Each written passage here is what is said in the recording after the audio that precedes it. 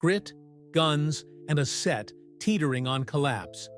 Tombstone didn't just flirt with chaos, it bled it. Behind the legendary shootouts and iconic lines was a production barely holding together. One star secretly took control, another nearly walked off, and real-life drama pushed the cast to their limits. What happened off-screen was wilder than the movie itself. These are 15 shocking truths you were never told about Tombstone. Kurt Russell stepped in as the true director of Tombstone. When the Tombstone set was falling apart, the film's fate wasn't saved by the credited director, it was rescued by the lead actor. Chaos engulfed the production after the original director was let go, leaving the cast and crew scrambling to hold things together. Scripts were being rewritten on the fly, the film's tone was constantly shifting, and confusion spread like wildfire. That's when Kurt Russell stepped in, not with a loud declaration, but with quiet leadership. He took charge behind the scenes, working closely with producers, reworking schedules, and making critical decisions that kept the movie on track. While George P. Cosmatos remained the official director, Russell became the true driving force of the film. He reviewed footage, decided which scenes stayed, and ensured the story remained focused amidst the chaos. Russell's role as the unofficial director remained largely unspoken in the press, but cast members later confirmed his indispensable influence. Without his calm guidance and vision, Tombstone might have gone the way of countless other troubled productions, forgotten and unfinished. Instead, thanks to Russell, it became a timeless classic. Hollywood tried to bury Tombstone, but it fought back. In the shadows of Hollywood's Western comeback, during the early 1990s, a hidden battle was brewing, a quiet but fierce struggle that most fans never knew happened. Two rival films about the legendary lawman Wyatt Earp were heading toward the big screen, but one of them had a powerful enemy behind the scenes. On one side was Tombstone, a raw, fast-paced Western loaded with charisma and unforgettable performances, especially Val Kilmer's haunting take on Doc Holliday. It was a project fueled by passion, grit, and independent financing. On the other side stood Wyatt Earp, a big-budget studio production led by Kevin Costner, who was not only the star, but also deeply involved in shaping the film. But according to several insiders, Costner wasn't just focused on making his own movie. He allegedly tried to sabotage the competition. Reports claim he used his Hollywood influence to pressure studios and distributors to back away from Tombstone, hoping to dominate the Western market with his own version of the story. Despite these roadblocks, Tombstone pressed on. The cast and crew believed in what they were making, and they refused to quit. When both films finally hit theaters, the result was unexpected. Costner's Wyatt Earp fizzled, failing to capture the excitement audiences craved. Meanwhile, Tombstone exploded into a cult phenomenon, beloved for its sharp dialogue, gritty realism, and magnetic performances. In the end, the film that was nearly shut out by Hollywood proved unstoppable. Tombstone didn't just survive, it became a legend. The director was fired. Before Tombstone even found its footing, Tombstone began with big ambitions, but right out of the gate, things started to unravel. The man initially chosen to bring the script to life wasn't an experienced director. It was Kevin Jarre, the screenwriter himself. Jarre had written a bold, character-rich story filled with drama and grit. But once filming began, it quickly became clear that writing and directing were two very different challenges. Production slowed to a crawl. Scenes dragged on far past schedule. Tensions ran high on set, and cast members began to lose confidence. With spiraling costs and a timeline slipping out of control, the studio grew nervous. Just weeks into production, the studio made a tough call. Jarre was fired from the director's chair before the film had even found its rhythm. The decision sent shockwaves through the crew. For a moment, it looked like the entire movie might collapse. But this chaos opened the door for a new kind of leadership. one that would reshape Tombstone's future and ultimately guide it toward cult classic status. Locals tried to shut Tombstone down. While Hollywood was busy reviving the legend of the Wild West, the people living in the real town of Tombstone weren't exactly rolling out the red carpet. When word got out that a major production was filming in Arizona, some residents, especially local historians and museum curators, voiced serious concerns. They believed the movie took too many liberties, portraying their town's past as little more than a string of shootouts and showdowns. To them, it wasn't just dramatic, it was disrespectful. Letters were reportedly sent to the production, demanding they cancel filming. Critics accused the script of ignoring the deeper, more complex realities of the town's history, in favor of flashy gunfights and Hollywood spectacle. The backlash wasn't just noise, it had real consequences. Certain scenes had to be relocated, and at one point, officials even debated limiting access to key historic landmarks. Despite the growing tension, the filmmakers pressed on. But throughout the shoot, they had to tread carefully. The town had a legacy long before the cameras arrived, and its residents made sure Hollywood didn't forget it. Hollywood rejected Tombstone over and over again. Before a single frame was shot, Tombstone had already been through a brutal fight just to exist. The screenplay, written by Kevin Jarre, wasn't your typical Western. It was rich with layered characters, sharp historical detail, and powerful dialogue. But Hollywood didn't want it. Studios weren't interested in taking a risk on a genre they considered outdated, especially one that didn't fit the modern blockbuster mold. One by one, producers passed. Some said it was too long, others thought it was too serious or overloaded with characters. The industry had decided Westerns were a thing of the past, and Tombstone was just too much of a gamble. But Kevin Jarre didn't back down. He kept refining the script, pitching the story, and chasing any lead that might get it made. Eventually, independent backers stepped up where major studios wouldn't, taking a leap of faith on a film that almost no one in Hollywood believed in. That gamble paid off. Tombstone didn't just get made, it became a cult classic, proving the doubters wrong and reminding the world that a great story will always find its audience. Sam Elliott nearly quit Tombstone. The challenges on the set of Tombstone didn't just disrupt filming. They almost drove away one of the film's most iconic stars. Sam Elliott, celebrated for his stoic presence and unmistakable voice, originally signed on because the script offered something deeper. The character of Wyatt Earp was written with nuance, strong, moral, and grounded. But as production wore on and rewrites piled up, that depth began to erode. Elliott quickly noticed that Virgil's role was shrinking.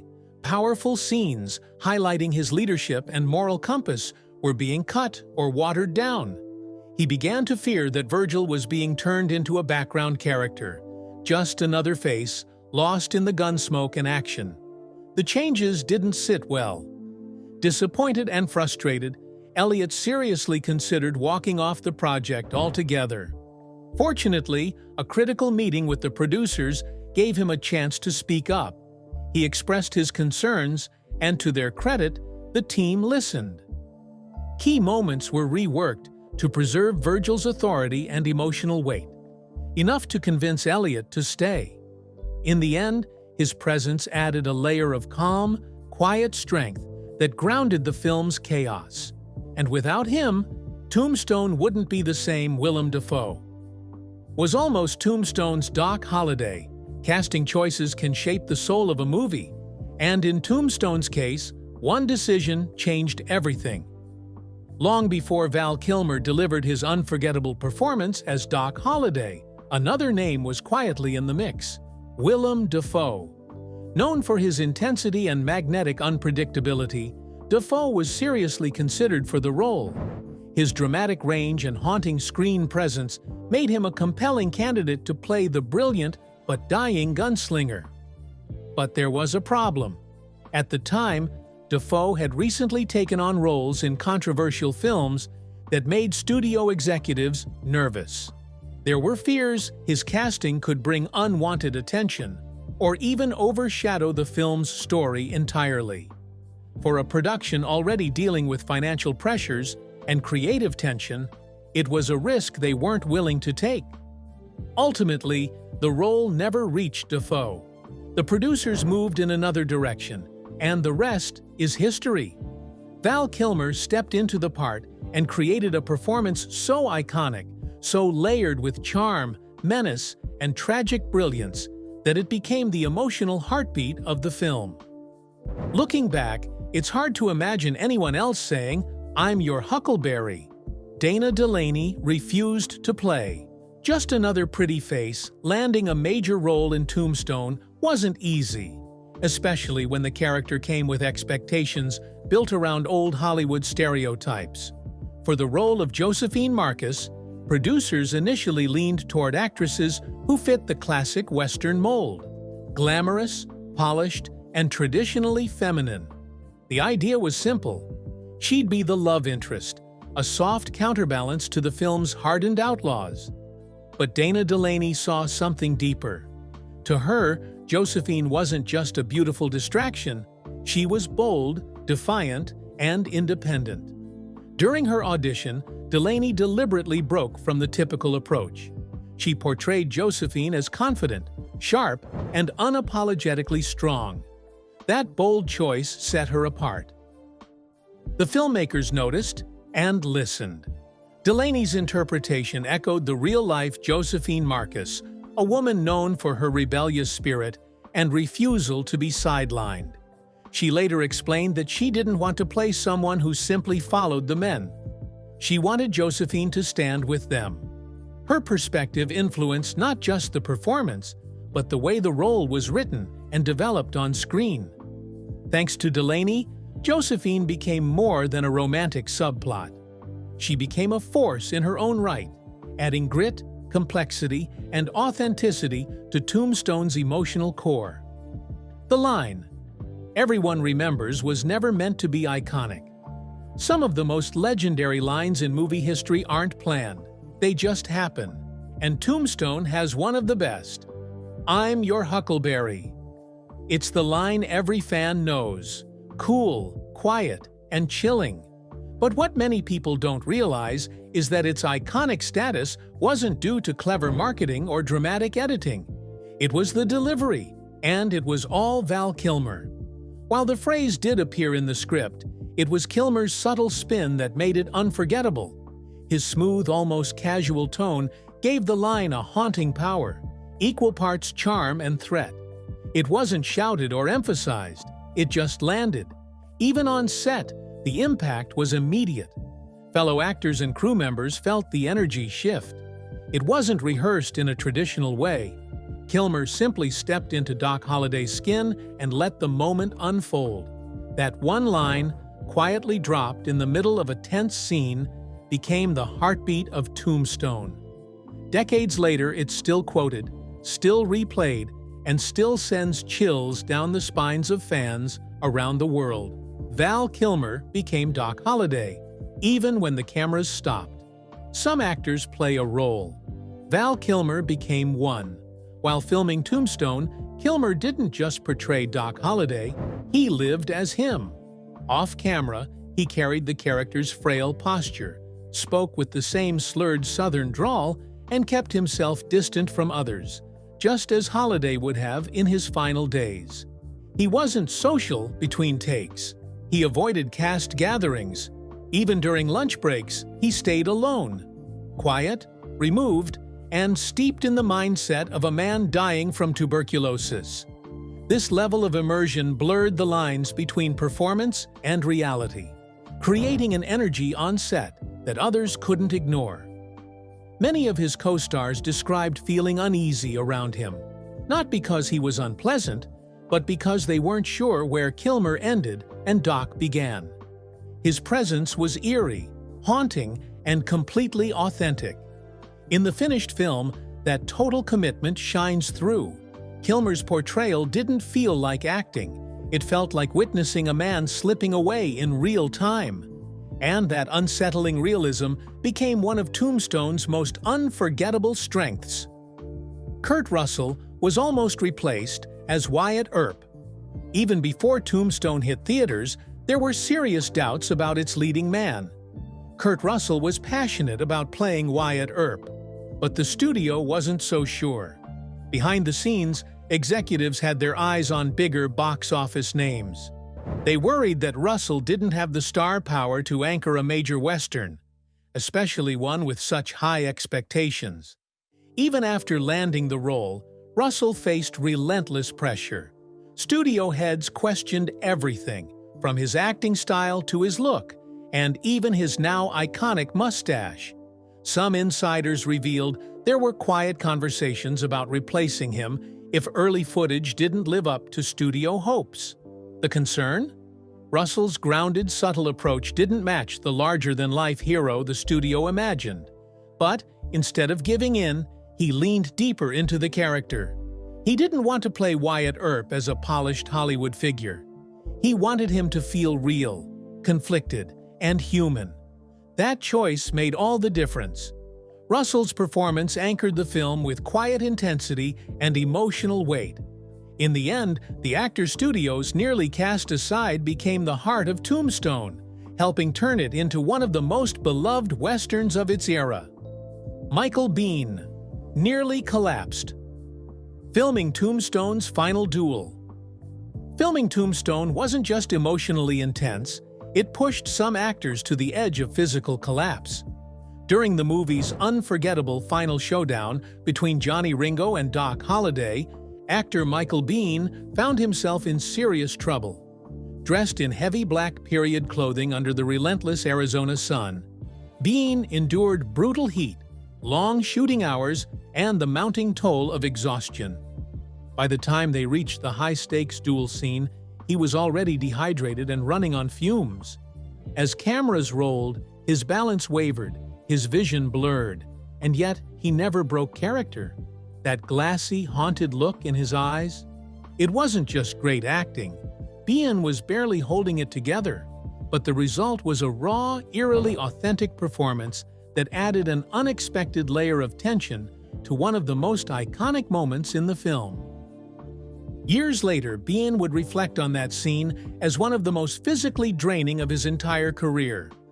What nearly broke him on set ended up elevating the final cut, turning a simple duel into one of Western cinema's most haunting face-offs.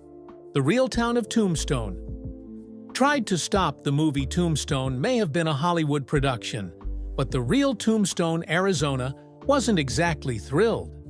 When news spread that a big-budget Western was being filmed in their historic town, many locals didn't greet it with excitement. Historians, museum curators, and longtime residents voiced serious concerns. They believed the script distorted the past, focusing too heavily on shootouts and spectacle while ignoring the deeper, more complex reality of the town's history. Some even accused the filmmakers of turning a real hard-fought legacy into a flashy Hollywood myth.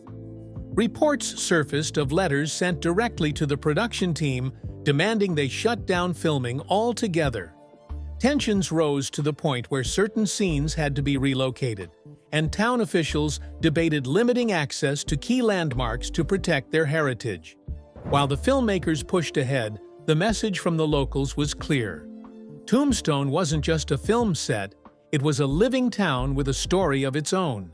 And the people who lived there made sure Hollywood knew they weren't just extras in someone else's version of history. Kurt Russell cut his own lines to let Val Kilmer shine. In Hollywood, actors often fight for the spotlight, but on the set of Tombstone, Kurt Russell did the opposite. As the film's leading man, Russell could have dominated every scene, but from early on, he saw something special unfolding.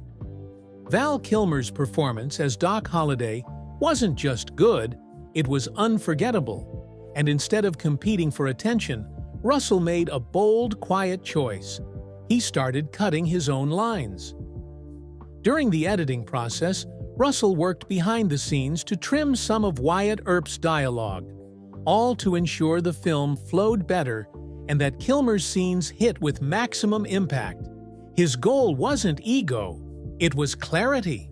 He wanted the audience to fully absorb the wit, pain, and brilliance of Doc Holliday without unnecessary interference. That decision gave the film balance.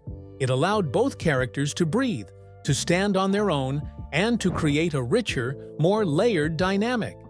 It's a rare move in an industry known for big egos, but one that helped make Tombstone the classic it is today. The OK Corral Shootout took 4 days and nearly broke the cast on screen. It lasts just a few gripping minutes. But behind the scenes, Tombstone's iconic OK Corral Shootout was a beast of a scene, one that pushed the entire cast and crew to the edge. What was supposed to be a fast-paced, high-stakes gunfight turned into 4 grueling days of filming. Every movement, every camera angle, every shot had to be meticulously choreographed. The production relied heavily on practical effects. Real blank firing guns, dust explosions, and squibs rigged to simulate the chaos of an actual firefight. Under the blazing Arizona sun, actors repeated take after take, covered in sweat, dust, and black powder residue. Stunt coordinators worked non-stop to fine-tune the action and ensure everyone stayed safe while keeping the intensity real. By the end of it, many of the cast members called it one of the most physically draining scenes of their careers. But the payoff was undeniable. That gunfight, raw, tense, and beautifully shot, became a defining moment of the film. It's still hailed as one of the greatest shootouts in Western movie history, made possible by 4 days of relentless work and total commitment. Tombstone wasn't just a movie. It was a behind-the-scenes battlefield of passion, sacrifice, and unforgettable performances. From Val Kilmer's chilling transformation to Kurt Russell's selfless edits, every detail helped turn this Western into a legend. And guess what? We've got even more untold Hollywood stories coming your way. So don't miss out. Like, comment your favorite moment, and subscribe for more jaw-dropping facts from behind the camera. The wildest stories are just getting started. The wildest stories are just getting started.